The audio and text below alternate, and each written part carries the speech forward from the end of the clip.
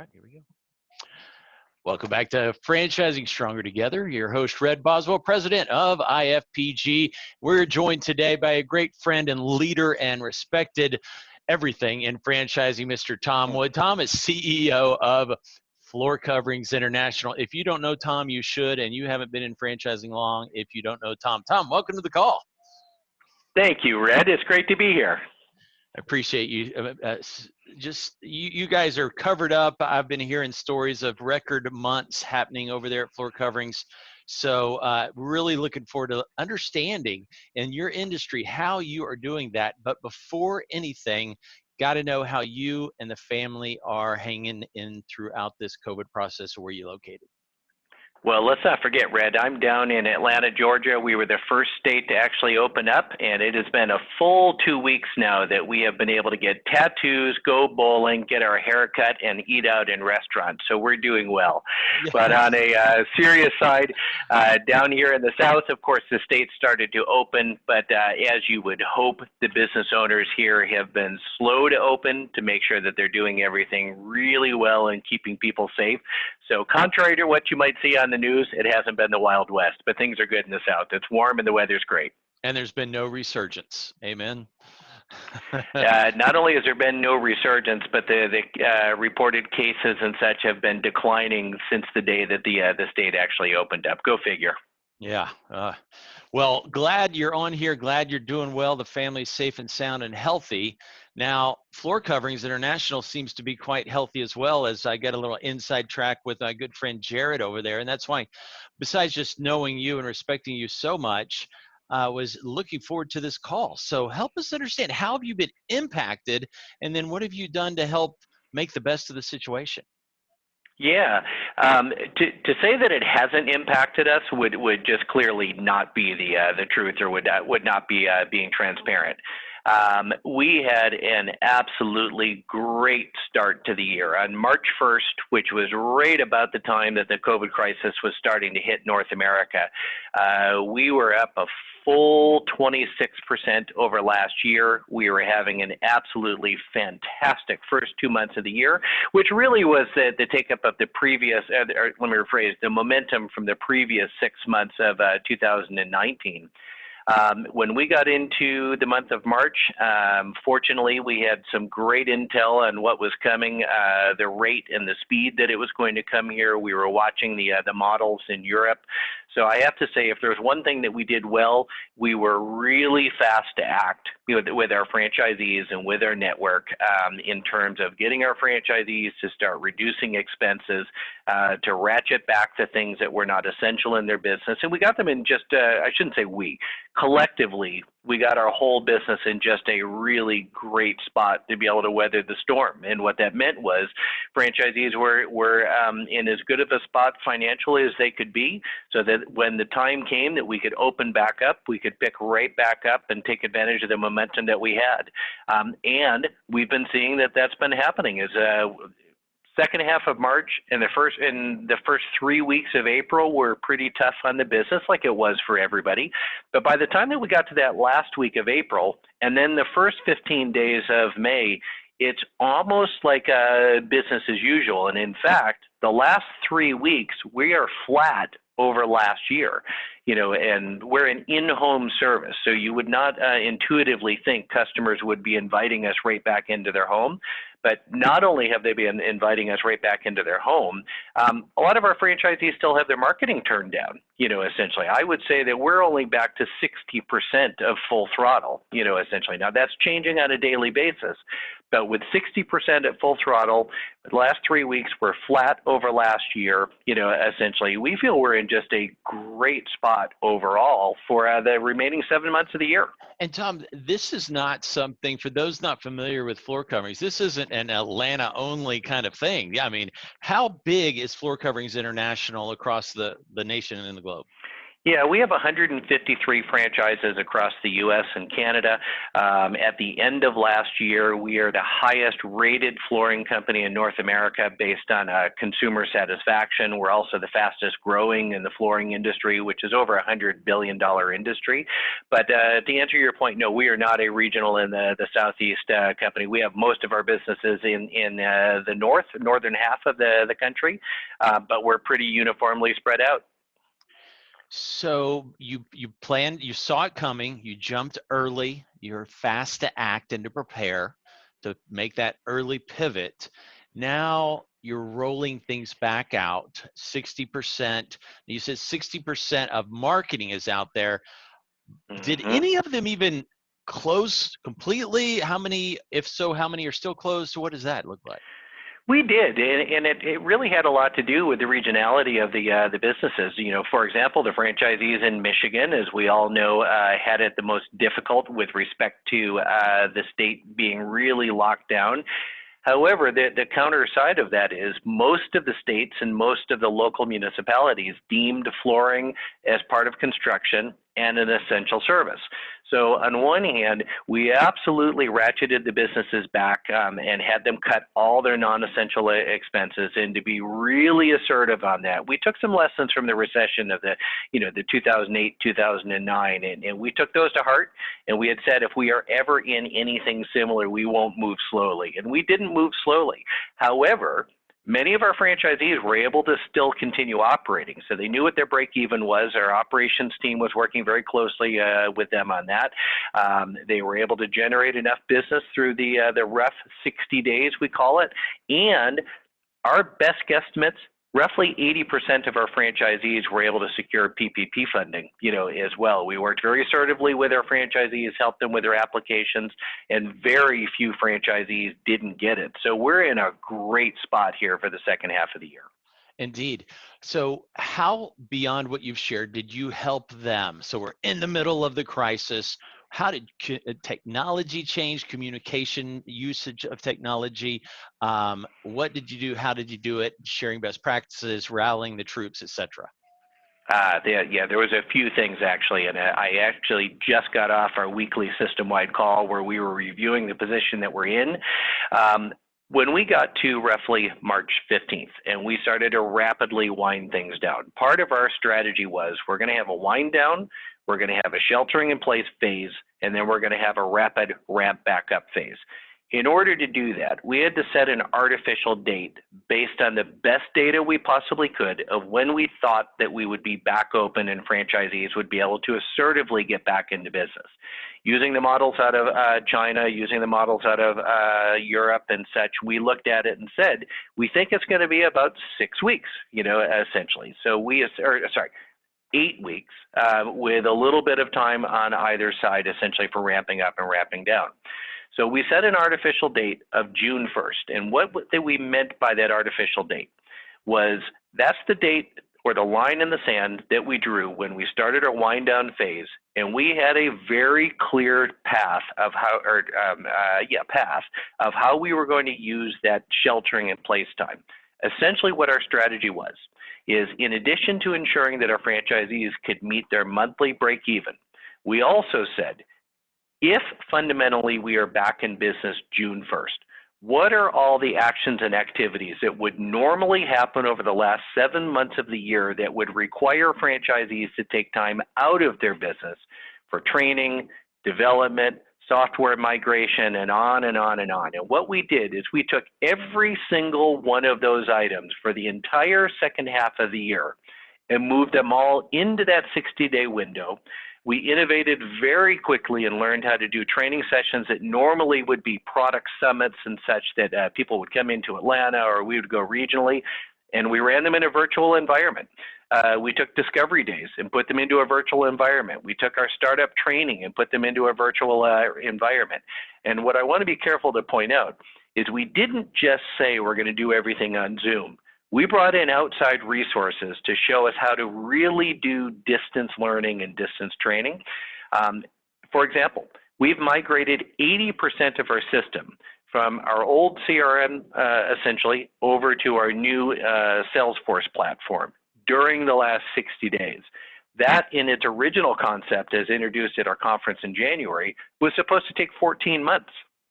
So essentially, not only did we weather the storm really well with respect to our franchisees doing business and us, essentially back at that flat, level, but now we don't have to take our franchisees out of the field for training and development. For those 7 months, we can step on the gas and go as hard as we possibly can. And they are ready to rock and roll into the future without any impediments to that growth. Very exciting, Tom. You mentioned, gosh, you did cover a lot there. So moving forward, besides planning their marketing appropriately to get back up to speed, anything on the maybe employment front? I mean, a lot of Azores and Z's for that matter, employers have lost employees, having trouble getting them back. Any insights there for franchisors? Well, we've certainly had the same. I mean, I would love to be able to sit here and say, no, we haven't had to weather any of those things. That hasn't been the case. I'm sure we've had nearly everything that anybody else has had.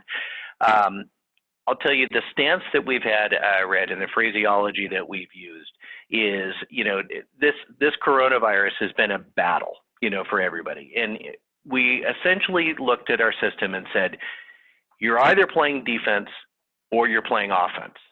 And if you're not sure if you're playing defense or offense, the question you have to ask yourself is, are you in the game at all, or are you on the sideline?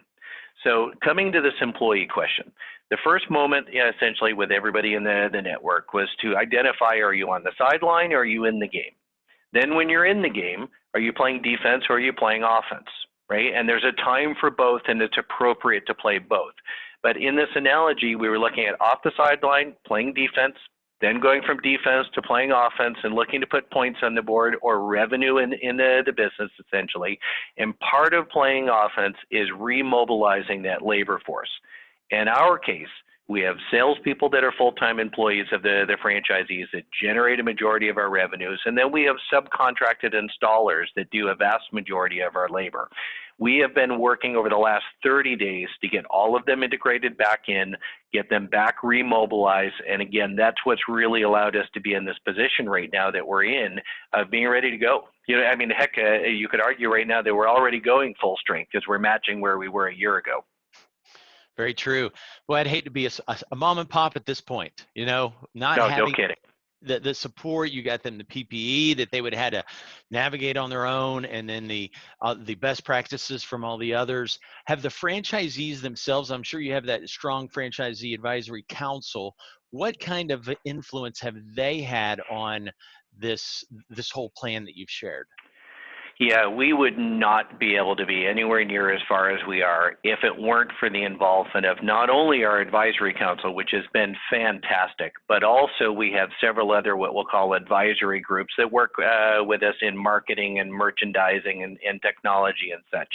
The advisory council in particular really stepped up back in the beginning of March. And, we foresaw that franchisees would come together. Then all of a sudden, when real crisis hits, there would be a lot of questions. Is this the market? Is it my fault? Is it the franchisor's fault? Why is it so bad? Our advisory council worked shoulder to shoulder with us to make sure that franchisees were being heard, that their needs were being addressed, that there was constant and clear communication, and at any time, if there was any discord, that it was able to be addressed. Yeah, our advisory council has done just a fantastic job. Heck, I've spoken more to the advisory council in the last 2.5 months probably than I have in the last year. And how frequent would you say that? I realize there's random phone calls in and out, but yeah. How frequent for the Zors to understand kind of your best practices did y'all officially speak? Yeah, well, prior to the COVID crisis, we were typically once a month. It was the first Thursday of every month. It would be a 90-day or 90-minute meeting that had a pretty set and strict agenda and such that both we and the advisory council worked together to put on. But it was clear, it was concise, and it was quick. Since the first week of March, we're probably averaging twice a week right now. Nice. Yeah. Excellent. Well, Tom, what about the all-important franchise development side of your business? You had 60 days ago people in process. Let's discuss what happened to them. Did they run for the hills? Did they pause? Did they move to a close? And then we'll hit the new pipeline. Well, I'm not sure how anybody effectively operates in franchise development, let's say in the month of March, when all of a sudden the stock market goes down by 30% over the course of, 3 days, essentially. I mean, that is doomsday stuff. And certainly in our world, we were doing pretty well in FranDev coming into the beginning of March, but it absolutely ground to a halt in March. The franchise development team, and I just have some awesome people on that team, were the first group internally to step back, reevaluate how we were operating, and take a look and say, gosh, we do 2 discovery days a month in Atlanta. Obviously, nobody's hopping on a plane for the foreseeable future. Let's invest some resources, let's pivot, and let's make sure we reinvent ourselves. By the first week of April, we were full on into virtual discovery days. I'm an old franchise salesperson going way, way back. That's where I learned franchising, and I will freely admit, you would have never gotten me to stop doing in-person discovery days. We were good at it. We liked the opportunity to meet all the candidates. I would have never changed. However, now that I'm on the other side of this, I'm not sure that we'll ever go back to in-person discovery days. They're more effective, the communication is more clear, and we literally have just had the best 7 weeks in franchise development since April 1st up through this past Friday that I can remember having, and I am not exaggerating one bit. This 2-month period that we will come to an end here in another week and a half, easily the best 2 months in a row that we've had 10 years. What do you attribute it to? I mean, besides the incredible leadership, of course. I mean, besides that. The virtual discovery day, has that played a significant influence into making it happen better? It absolutely has. When the candidates are coming into Atlanta, our team loves to rally around the candidates and meet them and put on a really good 2-day event that allows the candidates to come in and see who we are, what we do, how we do it, and then just get some good quality time. But what we've realized, though, is that while the operations leaders and the marketing team are spending their full-on days working with franchisees, solving the problems of franchisees, and then to pivot and go into a discovery day, it quite frankly, it was a little mentally draining. And I didn't realize how much it impacted people until all of a sudden, we've removed a lot of the extraneous pieces, and now, for example, our chief marketing officer has 90 minutes that she comes on, and she's ready, and she's able to clearly communicate, essentially without some of the other distractions that are typically going on. I would say, if you were to say, okay, what are the things that have actually helped us step up? Well, first of all, we're performing pretty well in a pretty horrible situation, right? So that certainly is going to attract candidates.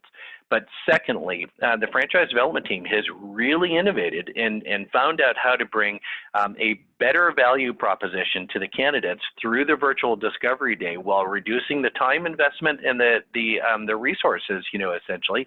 And it's just really changed our model in this. That is fascinating. Obviously, your operations team is being more efficient with their roles. Yep. That wouldn't necessarily help you close more deals or award more franchises, but just the overall picture. You got a great team, a cohesive team. You've got apparently validations going through the roof with the franchisees, so that would certainly help. Do you think part of it would be discovery day? Unless somebody is just flat out sold, oftentimes they're not going to fly across the country. But now that you've got the virtual aspect, Yep. is that opening it up a little more to get people totally sold without having to fly? And that's what you would think. And we predicted that we would have more people come to the virtual discovery day, but that our closing ratio would go down. Exactly. That was the assumption that we made, right? There would be an offset in the metrics. Hasn't been the case. Closing ratio is exactly the same. We have more people in discovery days. It's just been an overall boon for everybody. It's been really, really good. And how long has the discovery days been? You used to have it for 2 full days. Now what is the virtual? It's 2 days. It's 2 days. Oh. Yep, we've cut a couple of hours off of each day, but not significantly. Now, the amount of time that somebody invests for the discovery day is still virtually the same without the travel. Fascinating. And you no doubt save some money too, as you have some kind of expenses related to the travel of the We candidates. sure do. Yep, Ah, we sure do. all right. What about the new pipeline? Look at 90 days, 60 days, 30 days, kind of, and where we are today. How has it gone for you? For new franchise candidates, New franchise candidates. yeah, for us, that has been the shining star of the last 60 days, and the pipeline right now is still absolutely full. I hate to admit this, we've turned our organic advertising and marketing and franchise development down because the work that we're getting done through you and our other affiliated partners is just really picked up. It's a cliche to say we can't handle a whole lot more traffic right now with the team. It was completely unexpected. So we don't see a slowdown as of right now. Of course, we all know in franchise development, check in with me 30 days from right now and we'll see where it's at. But boy, it's pretty darn good right now, and the candidates are really solid. Tom, if I didn't know you as well as I did, I would think you were hyping this up, but I know you're not. Yep. I mean, that's the way you are. You're just telling it like it is. Man, Yeah, and Red, you and I have been doing this for a long, long time, right? And one of the things about Floor Coverings International as a brand is we're not a flash in the pan. We don't all of a sudden have huge numbers one year and then nothing the next year. I would say that we are the slow and steady performer that always keeps moving up 12 to 14% each year. Essentially, but it's a slow and steady 12 to 14% year over year over year. So no, I'm not prone to exaggeration, on results. But right now in franchise development, it has been the biggest pickup I've seen in a long time. wow, kudos to you and to Charlie and the whole leadership team. Confession on my end, when I'm at IFA and I walk into that giant room with 100 tables, business round tables, I'm looking for you, bro. I want to jump on your table. We've been on quite a few, and I always learn something new. And I appreciate you, your friendship, your leadership, your servant heart. You know what else? I have a IFA webinar this Friday that I'm hosting, and I sent Ann Pudiak over to IFA. Sent her a dozen or two folks that I thought these would be great people to have. You were, of course, on there, and she's like, well, they're not a member. They're not a member. She's going through yes, yes, no, no, and she put by you. I adore Tom so much. He has served and helped us so much. Let's give him a break. That's what she said. So I really appreciate that from it's, her. Yeah, she's awesome. it's the truth. I see you out there all the time, man. Well, Tom, as we wrap up here, any additional insights, thoughts, suggestions, stories of triumph, maybe predictions? What can you give the franchisors out there? Well, certainly none of us knows what the balance of the year is going to hold, right? If you watch the news, you're unsure whether you should be operating now or if you shouldn't be operating now. And this whole notion of a second wave coming back through towards the end of this year into the winter of COVID-19 certainly would give anybody pause, and it absolutely has us racking our brains with what tomorrow is going to bring. So, as a veteran in franchising and in leadership, and we were just talking about prone to exaggeration and this and that, what we're trying to do here ourselves is make sure that we protect our franchisees, do our very best to ensure that we're watching out for and protecting their livelihood. And in doing that, we know that we'll be doing the best thing for ourselves. This is probably going to be the most unpredictable 14-month stretch in many of our adult careers. And those of us that are able to figure out how to navigate through this, then get to the other side of it, and then look in the rearview mirror and be proud of the way that we carried ourselves, that we keep the people around us safe, that we're honorable in how we operate, essentially, and make sure that we're thinking of others at the same time that we're thinking about our own businesses. Truly, that'll be the group that gets there and that we can look at and say, okay, that was a tough road, but we're glad that we're at the other side. It's going to be tough, I believe, in the fall. We'll probably go through some sort of a setback again. However, we're all operating in businesses. Essentially, we need to be smart, and our franchisees look to us to be forward-thinking and to guide them. And I would just encourage my fellow franchisors out there to make sure we're always doing our best for the folks around us. Well, every franchisor listening in today has 3 pages full of notes from our good friend Tom Wood at Floor Coverings International. Thank you, Tom, for joining IFPG and Franchise Leaders Respond, franchising stronger together. Appreciate you and see you soon, my friend. Thank you, Red.